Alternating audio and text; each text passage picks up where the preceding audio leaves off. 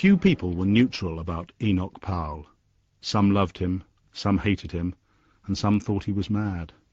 And the three groups were not mutually exclusive.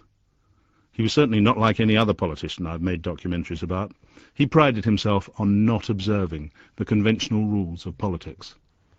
I never played the game of snakes and ladders. So I was the odd man out, like a man on a playing field who isn't playing the game. Enoch Powell was the most paradoxical of politicians. He was a great classical scholar, but he was accused of providing ammunition to street-corner racialists. He presented himself as a man of remorseless logic, but in his private life, as I discovered, he could be a hopeless romantic, and he would write regular love poems. And though he insisted he didn't play the political game, he was certainly a highly skilled player of the media game. You'd never leave an interview with Enoch Powell empty-handed, but his words didn't come cheap. As a dedicated prophet of market economics, he liked to practice what he preached when negotiating his fee. I remember phoning him in 1980 to ask if he would do a TV interview about Michael Foot, who'd just been elected Labour leader and had, surprisingly, sometimes been a political collaborator with Powell. He agreed, and I said that I looked forward to seeing him later that day in his house. As I was about to ring off, Powell said, "Nay, tarry a while. There's a subject that we have not mentioned." "And what's that?" "The boodle, the filthy lucre, the pot of Russian gold," he said. I replied rather primly that I wasn't entitled to negotiate a fee, and there was a special contracts department in the BBC that he'd have to deal with.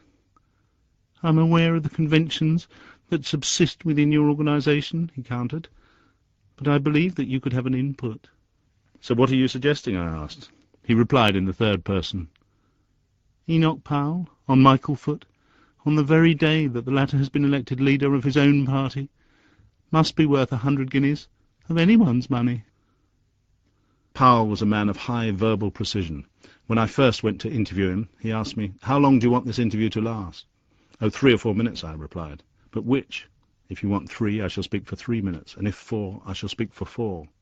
And he took out his watch from his waistcoat to ensure that he wouldn't give a second more than agreed.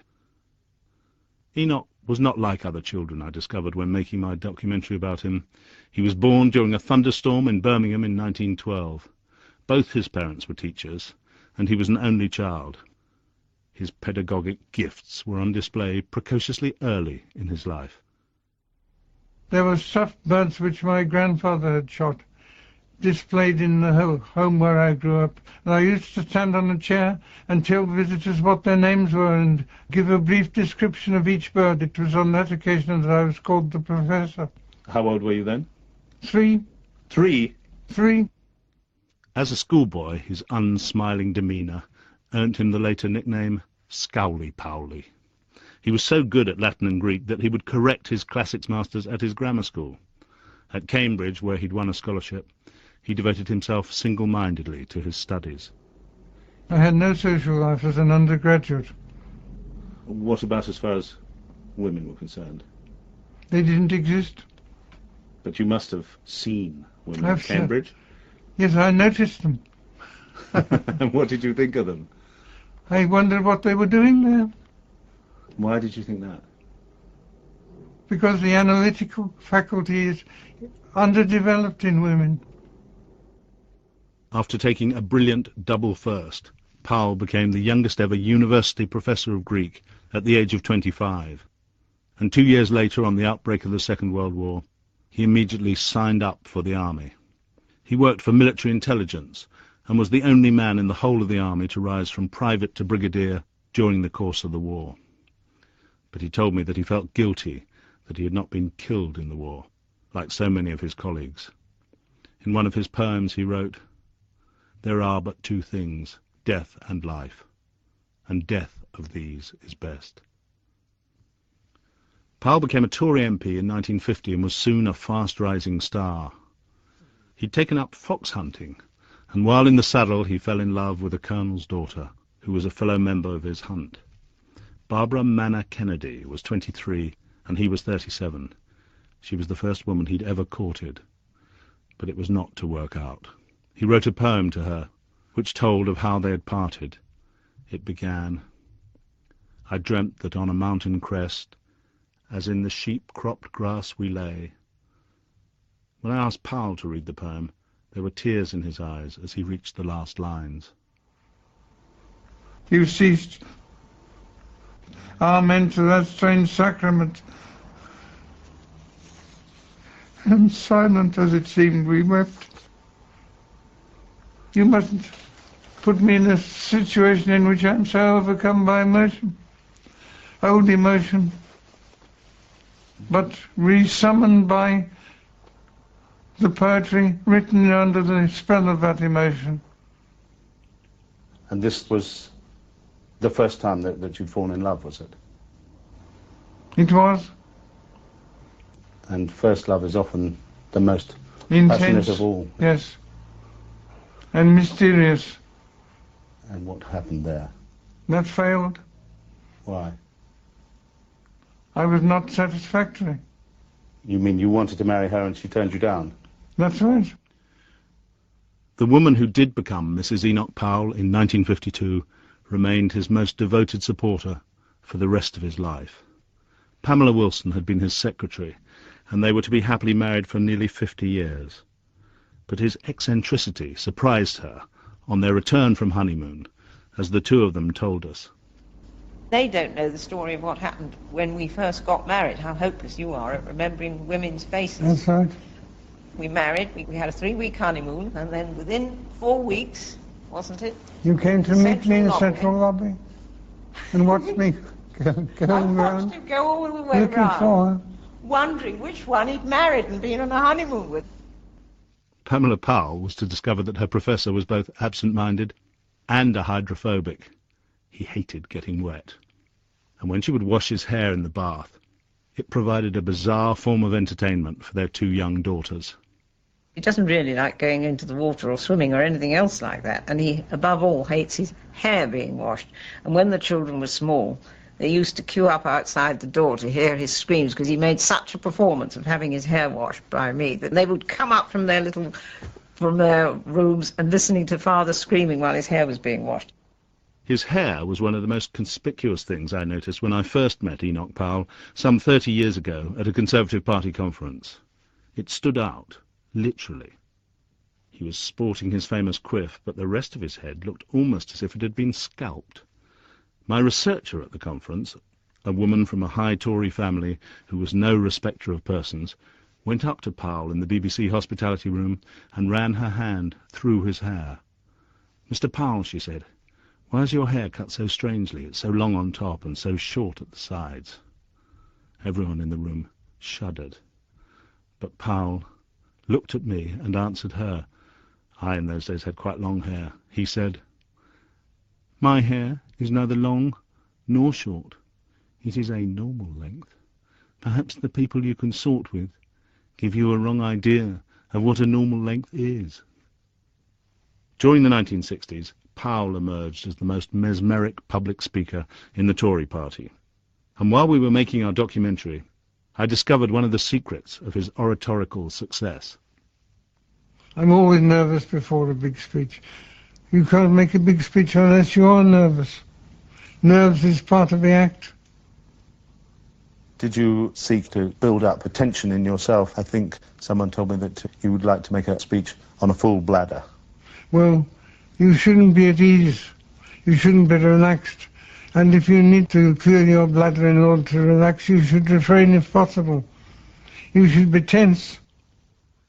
Enoch Powell's bladder was never fuller than in April 1968, when he made the speech that was to change his career forever. He developed an almost mystical belief in the idea of the nation, and his speech was a full-blooded attack on coloured immigration into Britain. He warned that in 20 years' time the black man would have the whip hand over the white man in Britain.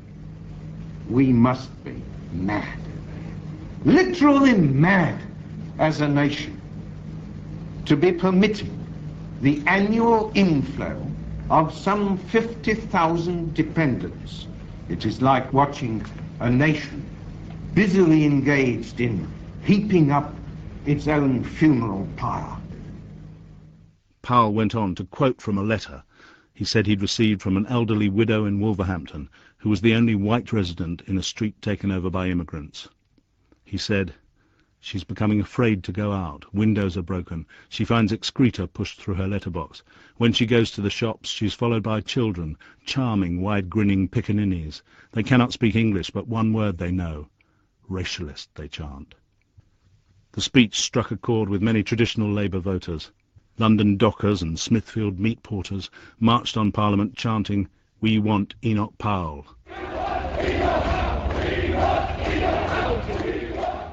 But political leaders from all parties attacked Powell for stirring up racial hatred.